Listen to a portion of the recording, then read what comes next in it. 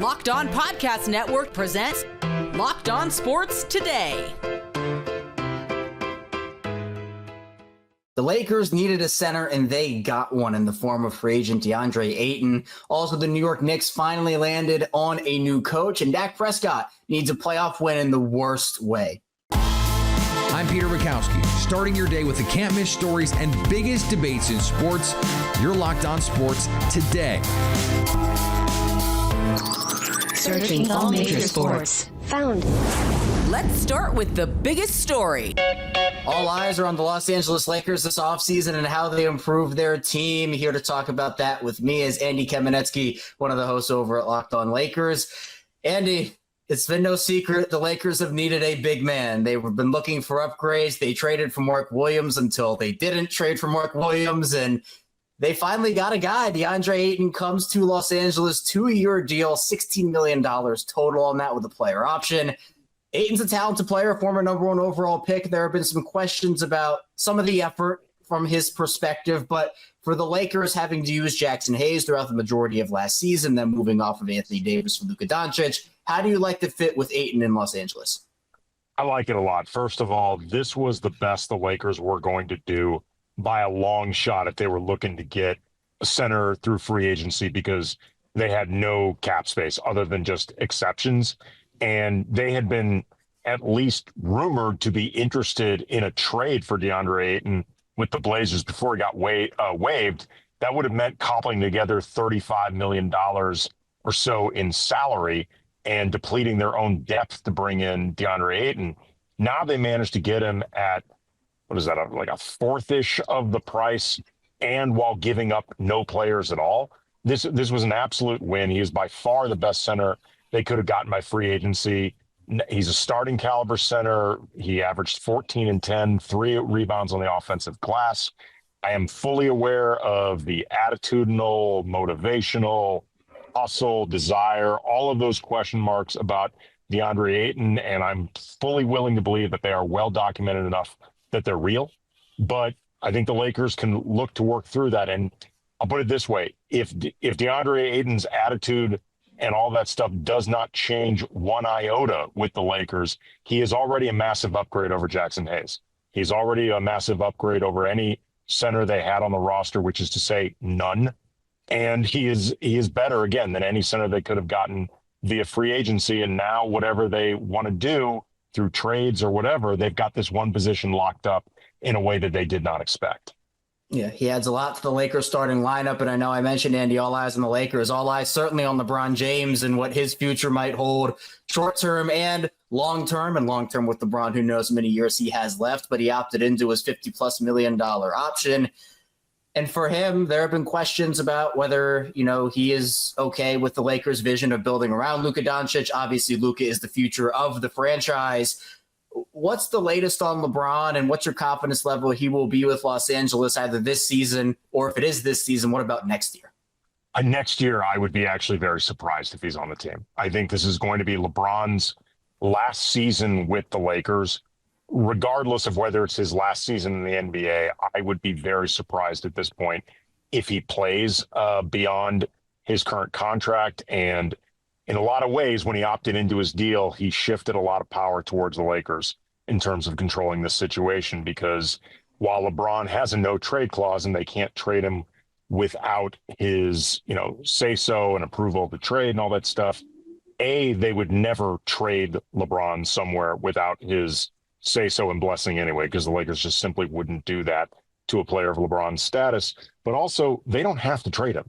Like, he has a no trade clause, but he doesn't have a "you have to trade me if I ask to" clause.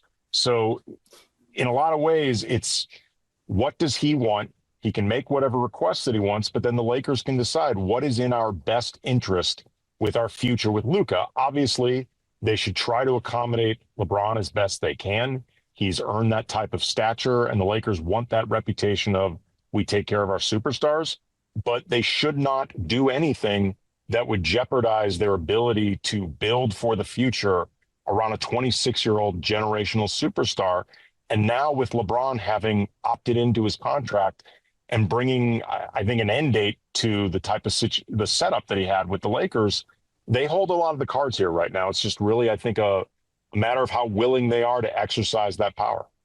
Well, focusing on this year, Andy, what are the Lakers' avenues now to improving the roster around LeBron and Luka? Obviously, with Ayton in there, they signed Jake LaRavia as well. It's a part of their exception. Is it just veteran minimum guys from here on out, or do you expect another big splash at some point? Well, they don't have enough money for a big splash via free agency. I believe they still have the biannual exception left and veterans minimums, but they were never going to be free agency players this offseason because they just don't have enough cap space.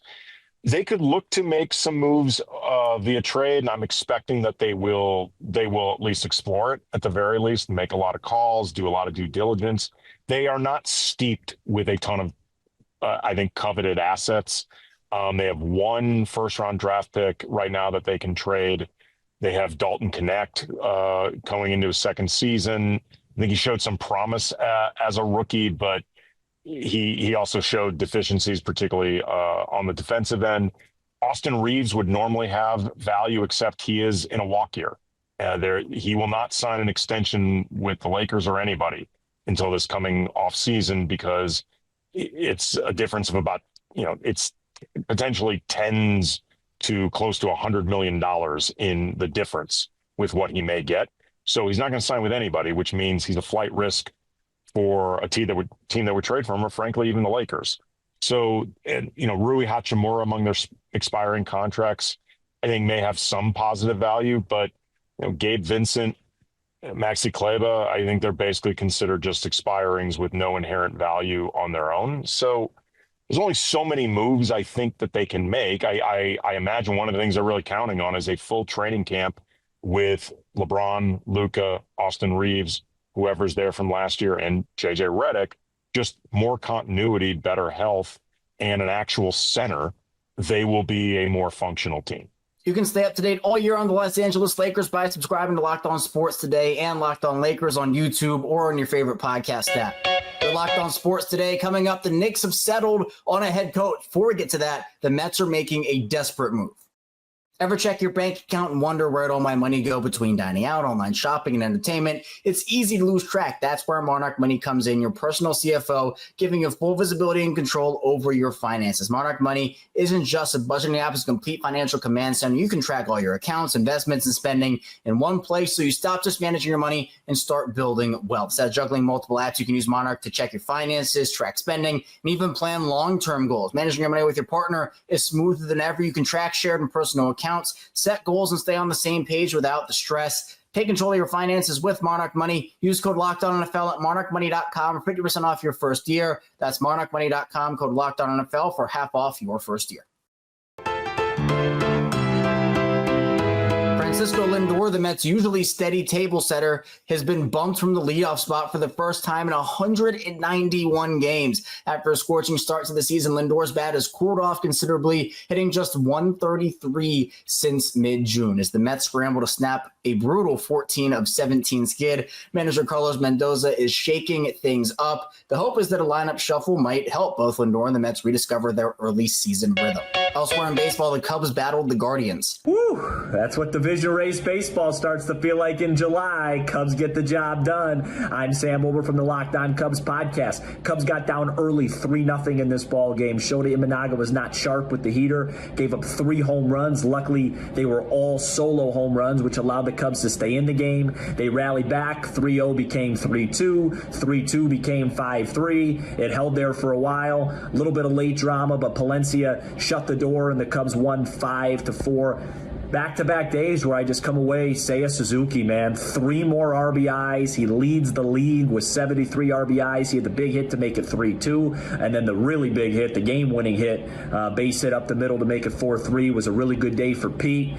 Pete Crow Armstrong, Kyle Tucker named all-star starters for the Chicago Cubs. And Pete had a nice day as the Cubs make it 2 in a row. And they'll go for the sweep on Thursday night. I'll be in attendance at Wrigley Field to see if we can sweep the Guardians. Let's go. Padres snuck past the Phillies.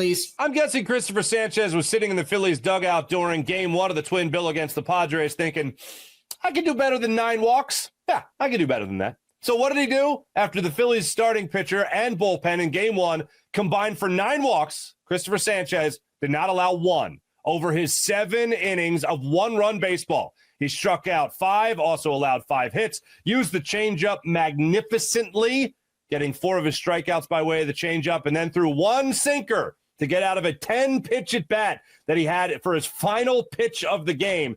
And that was against Iglesias there in the 7th inning. Masterful performance by Christopher Sanchez. As for the Phillies offense, well, they backed Sanchez's gem. Max Kepler stepped up there, hit a 379-foot 2-run home run to grab the Phillies the lead, and they never looked back. Brandon Marsh hit his first home run in over a month. His last homer came in the Phillies' 17-7 loss to the Brewers. And the Yankees tried to keep up with the Blue Jays. Yankees almost follow their worst loss of the year with their best win of the year, but they fall just too little too late, 11-9 to the Blue Jays. Great comeback, but just not enough. I'm Brian McKeon from Locked On Yankees, and the Yankees now find themselves tied with the Toronto Blue Jays for the lead in the division and only a game ahead of the Tampa Bay Rays. A loss is still a loss. They could have lost this game 21-0. They could have lost this game 11-9, or they could have lost this game 1-0. It still counts as a loss in the loss column, and that's where the Yankees have struggled the most. A mammoth home run by Aaron Judge just wasn't enough. I don't care about the fight late in this game. They still lost the game, and they can't find a way to win games lately. They can't find a way to stay focused in games lately, whether it's Anthony Volpe grinding out to double plays or Ben Rice fielding poorly as a catcher.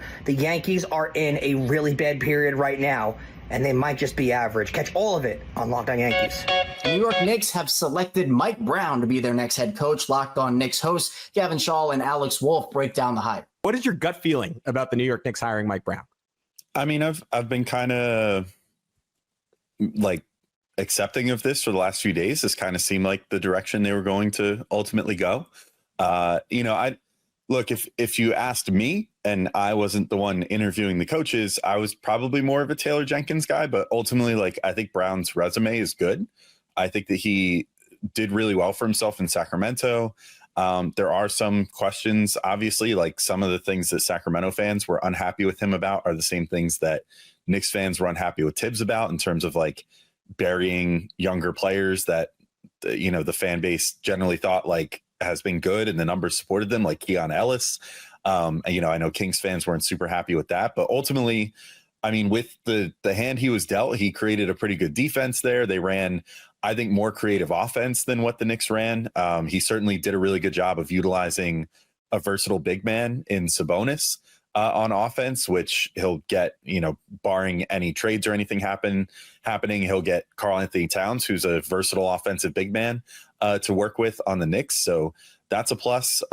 Sort of a similar situation, like star player wise, although they have different skill sets, obviously, but he's coming from a team with a star point guard, star center with some defensive issues, to a team with a star point guard, star center, both with some defensive issues of their own, but a really good defensive team otherwise, in terms of like the personnel that he's handed with all the wings that the Knicks have and everything else. So, I feel pretty good about it. I mean, I think that he's, some people might look at it and be like, well, how is this any better than having Tibbs, considering he's also like kind of a retread, kind of an older coach, whatever, older sensibilities, been head coach since, on and off since the mid 2000s. So it's like, has he learned enough about the modern game and whatever? I would say that based off what he was able to do with Sacramento, I think that speaks pretty well for him. But the question will be, is he a next level coach, or is he just a culture setter, kind of like what Tibbs was? You got to hope it's the next level coach, because that's what the Knicks are hiring for. But that's just kind of my thoughts. I mean, I'm willing to give them benefit of the doubt. They interviewed him. They were very thorough with, I think, this interview process. And, we'll talk about it a little later in the show, but a lot of this, I think, is going to come down to, are they going to handpick a bench for him, like handpick his assistant coaches, his top assistants, to, help things along and bring some really smart minds in here. So it's kind of more of a group think than just like installing Mike Brown and being like, figure it out yourself. I think that'll be key. But as of right now, my inclination is I feel all right with it. I don't know. How are you feeling about it? Now, I'm in a very similar place. I think cautiously optimistic would be the right way to describe it. The Keon Ellis point, and you noted this last episode we did, the over reliance on their starting lineup at the beginning of the year. there are just so many echoes of what the Knicks went through this year, right? They have De'Aaron Fox, obviously he's going to be out there. They have DeMar DeRozan. They just paid Malik Monk like big money on extension. Obviously, Domantas Sabonis was going to be out there. Keegan Murray was their top 5 pick from 3 years ago. And on paper, those were your 5 best and your 5 most important players. So you were going to play them together, and yet the numbers screamed they were not very good with those 5 guys on the court, and they were really good when you plugged in Keon Ellis, specifically because he didn't need the basketball, because he had off-ball gravity, because he was a playmaker defensively. And I look back at all that, and I go to Deuce McBride, and the parallels just kind of scream in my mind of, like, I'll steal Benji Ritholtz's term when he was talking about this, like an analytics darling who was like kind of unfairly benched because he wasn't the bigger name. And I wonder if Mike Brown learned from that.